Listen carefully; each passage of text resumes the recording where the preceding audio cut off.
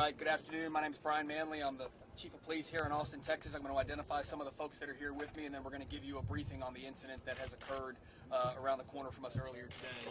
To my right, I have the City Manager, Spencer Cronk. I have the Mayor, Steve Adler. John Scatta is the Assistant Resident Agent in Charge for the FBI. And I have Frank Ortega, who's the Assistant Special Agent in Charge for the ATF. And then Ray Ariano, the Assistant City Manager, along with members of APD's executive and command staff. Austin Police received a call today at 11:50 a.m.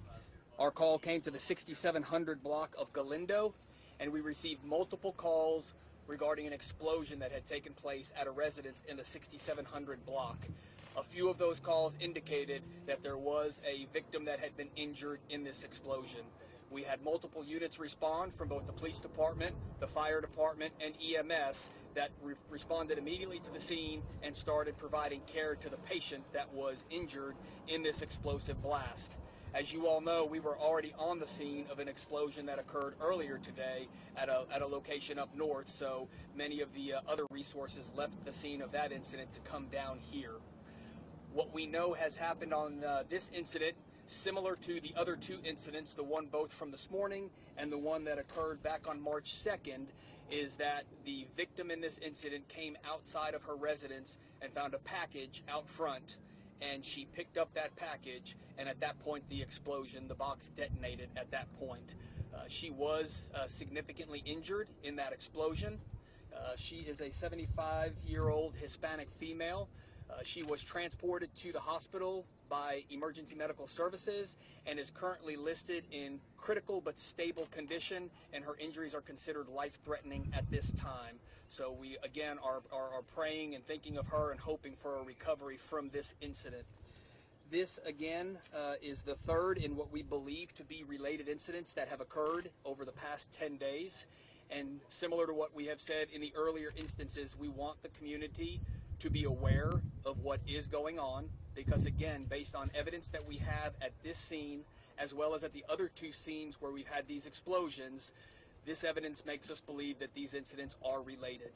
We do not have a specific victimology or ideology that we have identified, so assigning a motive to this at this point we're not possible to do that based on the stage that we're at in the investigation. We are not ruling anything out at this point, because when you rule something out, you limit your focus of the investigation and you might miss something. So at this point, we are willing to investigate any avenue that may be involved in behind these attacks, and we are imploring the community, if you know anything about these attacks, it is imperative that you come forward and that you let us know. We are having innocent people getting hurt across this community, and it is important that we come together as a community and solve this. We have the continued support and partnership with all of our federal agencies. The Alcohol, Tobacco, Firearms, Explosives Division is here, along with the FBI, the United States Postal Service, and many other agencies are working with us. We currently have the evidence response team from FBI San Antonio and Austin. They now have their Dallas team coming here to assist us as well. And the ATF is bringing in their national response team to Austin in addition to help support us as we go through this investigation. We are putting together a task force that will work jointly until we conclude this investigation and we arrest the person or persons responsible, and we will leave no stone unturned because we are not going to allow this to go on in our city. That being said, this will be a lengthy investigation, putting all of this evidence together as we work towards a conclusion. All three incidents that have occurred to this point have all occurred at residences, and we don't want to have people be overly alarmed, but it is important that people be vigilant and be aware for things that look suspicious. If you have had a package show up at your home and you were not expecting a delivery, if the package that is delivered to your doorstep looks suspicious in any way, call 911, report it. We will respond. It may take a little while to get there because we are getting several calls, but we have had all of our law enforcement partners join us in this effort. We have explosive and canine teams joining us from the ATF, from the Department of Public Safety, and we're pulling resources from other Austin areas as well, because we want to ensure this community that we're going to do everything we can to keep you safe while this investigation is ongoing up until that time that we conclude it with an arrest. And we don't know at this point what that timeline looks like. We also know we've got a music festival here in town, and we've got a lot of visitors, and it's important for those that are here in Austin, that are here for the Spring Festival, to be aware of what's going on. Enjoy yourself, have a good time. There's no reason to believe that you are at any greater risk other than be aware, look for things that are suspicious. We've been putting the message out repeatedly. If you see something, say something. If you see something that looks out of place, if you see something that's suspicious, it is important that you call us. And for any residents that have these suspicious packages, under no circumstance should you touch them, move them, or handle them in any way, but instead make that call, and then if you can exit your residence or go to the back of the residence until that time that we can get there and deem that safe. Again, this investigation is ongoing. We do believe that it is related to the other 2 incidents that have occurred in this city, but again, we have no specific ideology or victimology behind this, and it will remain an ongoing investigation while we pursue any and every lead. So with that, I will open it up for questions. However, remind you again that we are in the preliminary stages, so there is not a lot of information that we can either put out or that we will put out to protect the integrity of this investigation. Is there any evidence that you think that these victims are targeted, especially with this third individual?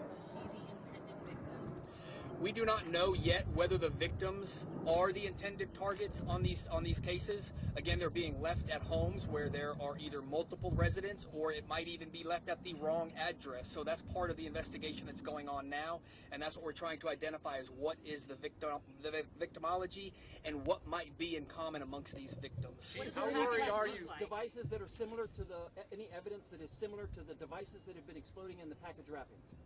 What these are box type deliveries, and so again, that's why we're saying if you receive a suspicious package, a suspicious cardboard package, but really I don't want to limit this to anything. If you receive a suspicious package, then call us and let us come out, because a device like this can be hidden in many different ways. And so it's important, again, if you're not expecting a delivery and yet one shows up and it's not from someone that you do business with or that you were expecting, it's important that you call us. Can you describe the first explosion more seriously? We heard the term isolated incident during that first explosion on March 2nd. Here we are 3 incidents later. Correct. On the first one, we did believe it was an isolated incident. We had nothing that made us believe in that moment that it was part of anything larger than an isolated incident. Standing here today, having had the 2 incidents that we've have today, and being able to do an initial review of the evidence that we have, we do believe that these are related at this time. How worried are you that there will be more explosions? packages and tell us what they might look like? We're not going to go into the specifics on the actual package because of the protecting the investigation, and that's why it's important for the community. Any package that you were not expecting or that looks suspicious, call us. Does it hurt APD's resources that South by Southwest is still going on? We're luckily a large city with a large police department, and we will manage this. I will say we've had offers for assistance from other agencies to bring in help if needed, and we've actually received a call from the governor's office as well already asking if we need any assistance, and so we're working through that right now. We're putting our plan together. As I mentioned earlier, we've brought in additional explosive canine teams into Austin so that we can respond to these calls that are coming in where individuals have reported suspicious packages. It's not time to panic, but it's time to be vigilant, and it's time to pay attention. It's time to pull together as a city and a community and solve this. So we need the community's participation. If you see a suspicious package on your porch or somebody else's, let us know. The third package, was it left? Was it left by UPS, by the Postal Service? You said the second one was not. No, we do not believe that this package here today was left by any of the official mail delivery services, whether it be the United States Postal Service, UPS, FedEx, or DHL, but that will be part of the investigation. Standing here today, though, we do not believe that this was delivered by any official delivery service. Any idea how long it's been there? Opening or just by moving them from the porch? These devices can explode in many ways, either by being moved or by being opened, and that's why I want to reiterate the importance of, if you see something that's out of place, do not handle it, do not move it, do not touch it. Call us. Have the victims been able to say how long the package was at their door? Do they have any idea of when it was dropped off or anything like that? No, what we know is the victims, when they've seen these packages on the front porch, they have gone out and they have handled them in some way or another, and we've had the explosions occur. Steve, are there any connections between the victims? No, again, what I mentioned earlier, we're working on victimology right now. That's one of the things you want to do when you're investigating what you believe to be a series of incidents, is you want to look for commonalities among your victims where their paths may have crossed, so that you can determine if it is connected or if it is random. And at this point, we have not yet determined that. Are you still got possible hate crime? We can't rule anything out. As I mentioned earlier today, when you rule something out, you limit your focus and you may miss things. So what we have had to date right now is we have had 2 victims that were African American, and the victim of this latest incident was a 75-year-old Hispanic female. So we are still working to identify whether or not that may play a role, but we're not going to rule that out, as we're not going to rule out any other potential motive. Were the explosives related to the same sizes? Are they relative in size, even big, small?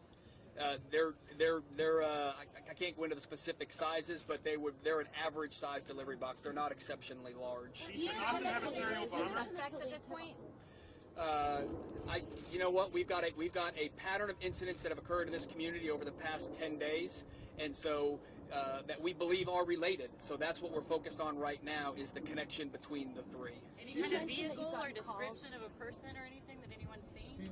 No, we do not have any descriptions of suspects or vehicles, and that's why, again, it is so important that the community, if you believe you know something, if you have heard something, however trivial you may believe it to be, that may be the piece of information that we need to crack this case. So it's important that you report that to us. Are you calling this a serial bomber, sir? From people about potential suspicious packages. Have any of those turned up any leads, or have any been suspicious when you've examined them upon arrival?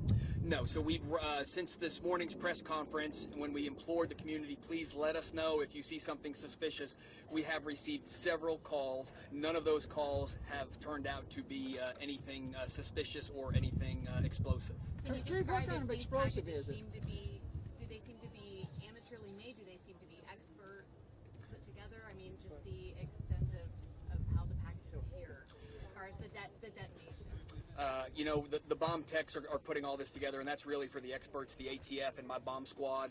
But what we do know is we have an individual that has the ability to construct these bombs and to have them successfully detonate and cause what we've seen so far, serious injury and loss of life. What type of explosive is it, and is it the same in each instance? That's part of the ongoing investigation. There's a lot of analysis that has to go into the chemical composition, and we have not yet determined what they're using as the explosive charge. Chief, are you calling this a serial bomber case? We're not calling it a serial bomber, but we have a pattern of instances that have occurred in the community that we're very concerned about, and that we have brought all of the resources possible to bear.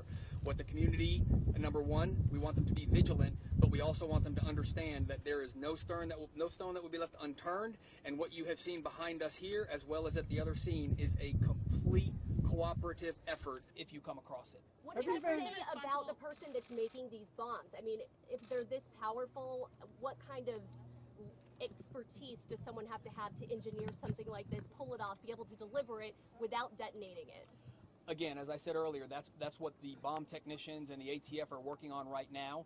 However, there is a certain level of skill that is required to put a device like this together successfully, and then to have it detonate in the manner in which these are, and to cause the significant injuries and death that they have. Are they ringing the doorbell? No, they're not ringing the doorbell. These the residents are coming out and finding these packages on their doorsteps. Thank you very much.